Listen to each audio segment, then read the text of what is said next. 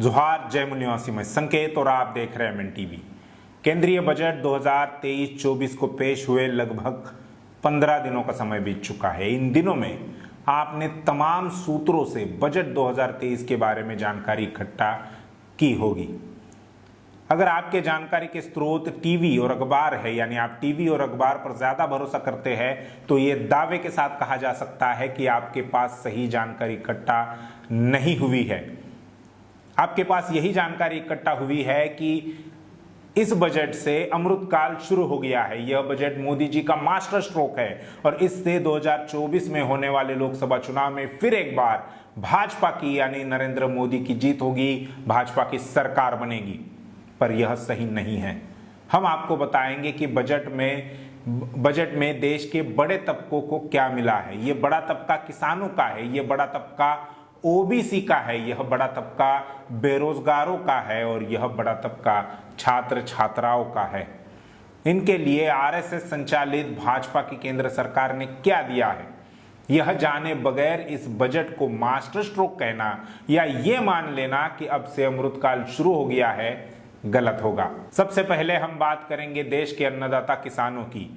किसान आंदोलन 2020 से 2021 तक एक साल से भी लंबे समय तक चला है। 9 अगस्त 2020 से 11 दिसंबर 2021 तक देश के किसानों ने राजधानी दिल्ली की सभी सीमाओं पर कड़ी धूप, जोरदार बारिश और कड़ाके की ठंड को झेलते हुए केंद्र की मोदी सरकार के विरोध में आंदोलन किया था। उनकी मांगे कुछ इस प्रकार से थी: तीनों फार्म बिल का निरसन, कानूनी रूप से न्यूनतम समर्थन मूल्य यानी एमएसपी सुनिश्चित करना, एमएसपी को औसत भारित उत्पादन की लागत से कम 50% अधिक उठाना, एनसीआर और आसपास के क्षेत्रों में वायु गुणवत्ता का निरसन आयोग 2020, किसानों पर राष्ट्रीय आयोग की सिफारिशों को लागू करना, फार्म यूनियन के नेताओं के खिलाफ दर्ज सभी मामलों को वापस लेने के लिए, कृषि गतिविधियों के लिए डीजल की कीमतों में 50% की कमी करना, बिजली संशोधन अध्यादेश 2020 को रद्द करने के लिए। लंबे संघर्ष के बाद किसानों की इन मांगों में से केंद्र सरकार ने केवल 3 कृषि कानूनों को निरस्त कर दिया। एक साल से भी लंबा चला यह किसान आंदोलन किसानों के लिए इतना आसान भी नहीं था। आंदोलन को बदनाम करने के लिए सरकार और भाजपा ने अलग अलग तरीके अपनाए। कभी उन्हें खालिस्तानी कहा गया तो कभी आंदोलन में आतंकी और माओवादी ताकतों का हाथ भी बताया। आंदोलनकारी किसानों पर वाटर कैनन तो कभी आंसू गैस के गोले, कभी लाठियां और यहां तक कि गोलियां भी चलवाई गई। बावजूद इसके किसानों ने हार नहीं मानी। एक साल से भी लंबे समय तक चले इस किसान आंदोलन में 700 से ज्यादा किसान शहीद हो गए। अंत में सरकार ने 3 काले कृषि कानूनों को वापस ले लिया, लेकिन एमएसपी को लेकर गारंटी देने वाला कानून आज भी नहीं बनाया है। यह सब इसलिए बताना पड़ रहा है क्योंकि आप ये समझ सके कि क्या ऐसी किसान विरोधी सरकार बजट में किसानों के लिए कुछ दे सकती है या नहीं। आंकड़ों से समझते हैं कि बजट 2023-24 में किसानों के लिए क्या है। स्वराज इंडिया के संस्थापक और किसान नेता योगेंद्र यादव ने बजट पेश होने के दिन यानी 1 फरवरी को ही इसके बारे में अपने फेसबुक पेज पर लाइव आकर इसकी जानकारी देने का काम किया है। उन्होंने बताया कि 2022-23 के बजट की तुलना में इस साल के बजट में किसान और खेती का पैसा कम कर दिया गया है। पिछले साल यानी 2022-23 में सरकार ने खेती और उससे जुड़े कामों पर बजट का 3.84% खर्च किया था और इस साल के बजट में वह 3.20% कर दिया गया है। इसमें प्रधानमंत्री किसान योजना भी शामिल है। अब दिखने के लिए तो वह केवल 0.60% कम हुआ है, लेकिन यह हजारों करोड़ रुपए का होता है। वित्त मंत्री निर्मला सीतारमण ने 7 चीजें बताई है जिस पर केंद्र सरकार आने वाले समय में ध्यान देने वाली है, जिसे उन्होंने सप्तऋषि नाम दिया है। इस पर योगेंद्र यादव ने सरकार से कृषि के मामले में 7 सवाल पूछे हैं। उनमें पहला सवाल किसानों की आमदनी को 2 गुना करने के बारे में है कि केंद्र की मोदी सरकार ने कहा था कि किसानों की आमदनी 6 सालों में ही 2 गुनी कर दी जाएगी। इस साल के बजट में किसानों की आमदनी को लेकर कोई बात नहीं है। साल 2016 में जब केंद्र सरकार ने यह घोषणा की थी, तब सरकार के मुताबिक एक किसान परिवार की आमदनी 8,000 रुपए थी, जिसे बढ़ती महंगाई को मिलाकर 6 सालों में 21,000 रुपए करना था। लेकिन घोषणा के 3 साल बाद किसानों की आमदनी सिर्फ 10,000 रुपए हो गई थी और अब 11,000 रुपए हुई होगी। यह बात भी योगेंद्र यादव ने कही है। योगेंद्र यादव ने एमएसपी को लेकर भी सरकार से सवाल किया है। उन्होंने कहा कि किसानों की मांग है कि सरकार केवल एमएसपी की घोषणा न करे, भाषणबाजी ना करे, बल्कि उसका कानून बनाकर उसे किसानों को देने का काम करे। सरकार ने किसानों को एमएसपी की कानूनी गारंटी तो नहीं दी, बल्कि केंद्र सरकार की एक योजना थी जिसका नाम है आशा, जिससे किसानों को एमएसपी दिलवाने का काम होता था। इसके अलावा 2 और योजनाएं थी, प्राइस सपोर्ट स्कीम यानी पीएसएस और मार्केट इंटरवेंशन स्कीम यानी एमआईएस। आशा योजना को 2 साल पहले बजट हुआ करता था 1500 करोड़। पिछले साल का उसका बजट घटाकर कर दिया गया केवल 1 करोड़। इतना ही नहीं तो पीएसएस और एमआईएस का पहले बजट हुआ करता था 3,000 करोड़। पिछले साल यानी 2022-23 में कर दिया गया 1,500 करोड़ और अब इस साल के बजट में किया है केवल मात्र 10 लाख रुपया। यानी सरकार ने वह दोनों योजनाएं बंद कर दी है। यह है देश में एमएसपी का हाल। उसके बाद तीसरा सवाल योगेंद्र यादव ने फसल बीमा योजना के बारे में किया है। केंद्र सरकार की अशोक दलवाई की अध्यक्षता वाली एक कमेटी ने कहा कि फसल बीमा योजना जब से बनी है तब से ही पहले के मुकाबले कम किसान इसमें आ रहे हैं। यह योजना विफल हो गई है, पूरी तरह से विफल हो गई है। इतना ही नहीं, प्रधानमंत्री के गृह राज्य गुजरात ने तो इस योजना को छोड़ ही दिया था। उसके बाद कई अन्य राज्यों ने भी इससे किनारा कर लिया है। इस योजना में खर्चा कितना है यह भी योगेंद्र यादव ने बताया है।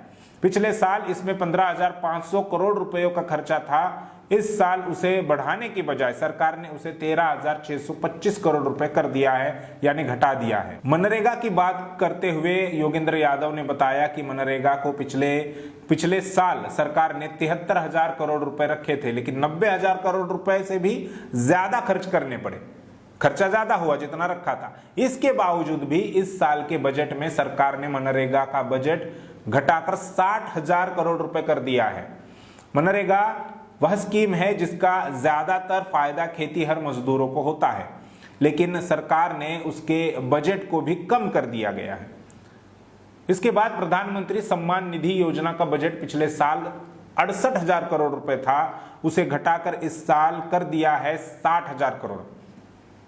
पिछले साल फर्टिलाइजर्स यानी खाद, इस पर सरकार ने 2,25,000 करोड़ रुपए खर्च किया था, जिसे इस साल के बजट में घटाकर 1,75,000 करोड़ रुपए कर दिया गया है। यानी इसमें भी खाद में भी कटौती की है। एग्री इंफ्रास्ट्रक्चर फंड को सरकार ने जुलाई 2020 में घोषित किया था। उसके लिए 1 लाख करोड़ रुपए देने की बात कही थी, लेकिन वह 1 लाख करोड़ रुपए सरकार 5 सालों में देने वाली थी। 3 साल के बाद अब तक सरकार ने केवल मात्र 10,000 करोड़ रुपया ही इसे दिया है। इस 5 साल की योजना पर सरकार ने निर्धारित निधि का 10% भी खर्चा नहीं किया है। आखिर में योगेंद्र यादव ने सरकार की 4 साल पुरानी घोषणा एग्रीकल्चर मार्केट की भी हालत को बता दिया। सरकार ने कहा था कि 3 साल के अंदर 20,000 प्रॉपर एग्रीकल्चर मंडियां बनाई जाएगी, लेकिन अब तक सरकार ने कितनी मंडियां बनाई इसके बारे में किसी को कोई जानकारी नहीं है, क्योंकि सरकार ने इस पर बोलना ही छोड़ दिया है। ये तो हो गई खेती और किसानों के लिए सरकार ने क्या रखा है बजट में, रखा भी है या नहीं इसकी बात। योगेंद्र यादव ने आगे जानकारी देते हुए कुछ और आंकड़े भी दिए हैं। उन्होंने सरकार के ग्रामीण विकास ग्रामीण विकास पर कितना बजट रखा है उन आंकड़ों को भी बताया है। सरकार ने पिछले वित्तीय बजट 2022-23 में ग्रामीण विकास के लिए कुल बजट का 5.81% रखा था, जिसे इस साल के वित्तीय बजट में घटाकर 5.29% कर दिया है। यानी ग्रामीण विकास के बजट को सरकार ने घटा दिया है।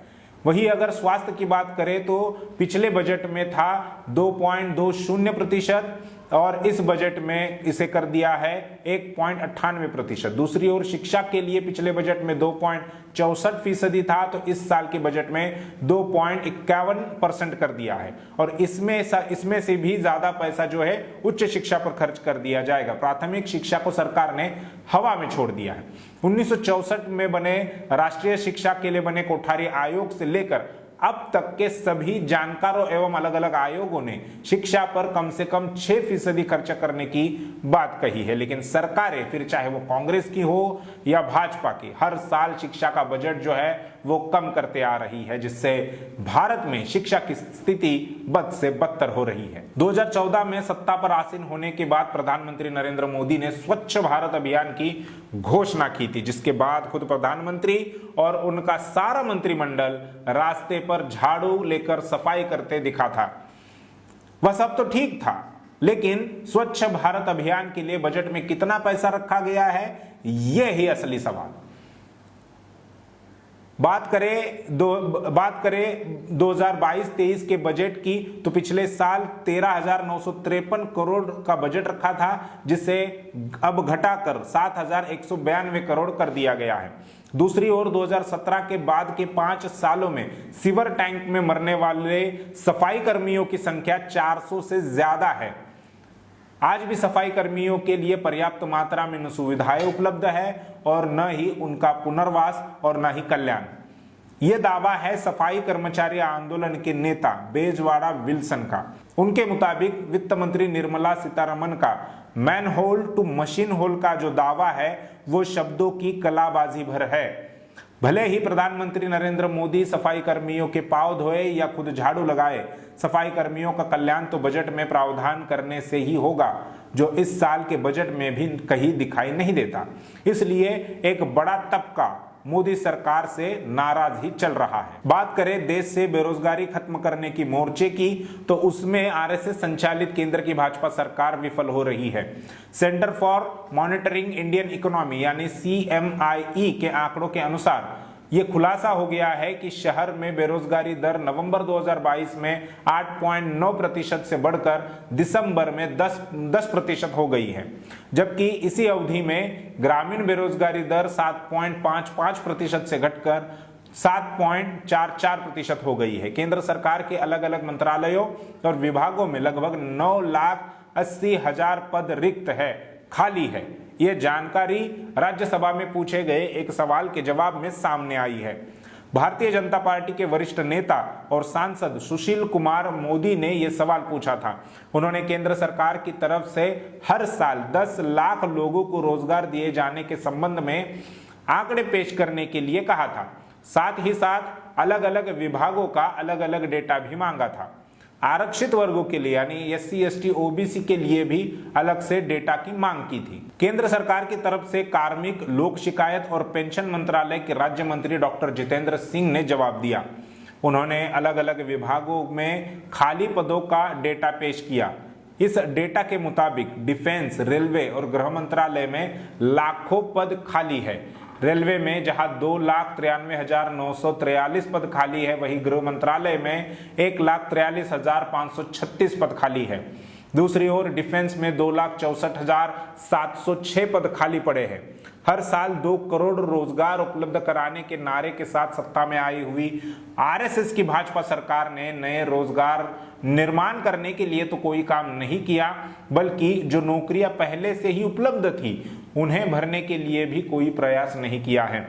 शायद लोकसभा चुनाव 2024 से पहले औंधे मुंह गिरने की नौबत से बचने के लिए अब सरकार कोई प्रयास करे, लेकिन बजट में बेरोजगारी का न जिक्र किया गया है और न ही उसे खत्म करने के लिए कोई प्रावधान। वित्तीय वर्ष 2022-23 में अनुसूचित जाति के लिए आवंटन 42,36 करोड़ रुपए था, जबकि अनुसूचित जनजाति के लिए 89,265 करोड़ रुपए था। हालांकि कुल बजटीय आवंटन में से केवल 37.79% यानी 53,794 करोड़ रुपए एससी लक्षित योजनाओं के लिए थे, जबकि 43.8% यानी 39,113 करोड़ रुपए एसटी लक्षित योजनाओं के लिए आवंटित किए गए थे। लक्षित योजनाएं वे योजनाएं हैं जो अनुसूचित जाति, अनुसूचित जनजाति समुदाय को सीधे लाभ पहुंचाती है और विशेष रूप से उनके लिए ही ये पैसा होता है। नीति आयोग के दिशा निर्देशों के अनुसार अनुसूचित जाति और अनुसूचित जनजाति के कल्याण के लिए आवंटन जनसंख्या के अनुपात में करना अनिवार्य है। हालांकि इस वर्ष भी आवंटन जनसंख्या के अनुपात में नहीं किया गया है, इसलिए एससी और एसटी बजट में क्रमशः 40,634 करोड़ रुपए और 9,399 करोड़ रुपए का अंतर मौजूद है। यही हाल देश के बड़े वर्ग ओबीसी का भी है। प्रधानमंत्री अपने लगभग हर भाषण में विकास पर जोर देते हैं, पर ओबीसी के लिए उनकी संख्या के अनुपात में न बजट में नए पैसे का प्रावधान करते हैं और न ही उनकी गिनती कराते हैं, न उसके लिए पैसा रखते हैं। अब बिना पैसे का विकास कैसे होगा, यह बात तो नरेंद्र मोदी ही जानते हैं, या शायद नहीं जानते, क्योंकि जब से केंद्र में नरेंद्र मोदी के नेतृत्व वाली सरकार बनी है, तब से वह लगातार ओबीसी के विरोध में निर्णय ले रहे हैं। फिर वह निर्णय चाहे जातीय आधारित गिनती न कराने का हो, या 200 पॉइंट रोस्टर खत्म करके 13 पॉइंट रोस्टर लाने का फैसला हो, या फिर नीट की परीक्षा में ओबीसी को आरक्षण न देने का फैसला हो। जहां एक तरफ देश में ओबीसी की और तमाम लोगों की जाति आधारित गिनती की मांग उठ रही है, वहीं दूसरी ओर मोदी सरकार की वित्त मंत्री निर्मला सीतारमण ने जातीय गिनती कराने के लिए एक पैसे का प्रावधान भी इस बजट में नहीं किया है, और न ही जातीय गिनती की बात को वित्त मंत्री ने अपने बजट के भाषण में मुंह से बोला भी नहीं है और पैसा भी नहीं है। इसलिए इस बजट को ओबीसी विरोधी बजट भी कहा जा रहा है। इसकी वजह से 52% आबादी वाला वर्ग 2024 के लोकसभा चुनाव में भाजपा के विरोध में जाने का खतरा अब बढ़ गया है। केवल ओबीसी ही नहीं, बल्कि किसान, बेरोजगार, सफाई कर्मी, छात्र, एससी एसटी भी मोदी सरकार के विरोध में जा सकते हैं। बस उन्हें इन सभी बातों को समझने की देर है।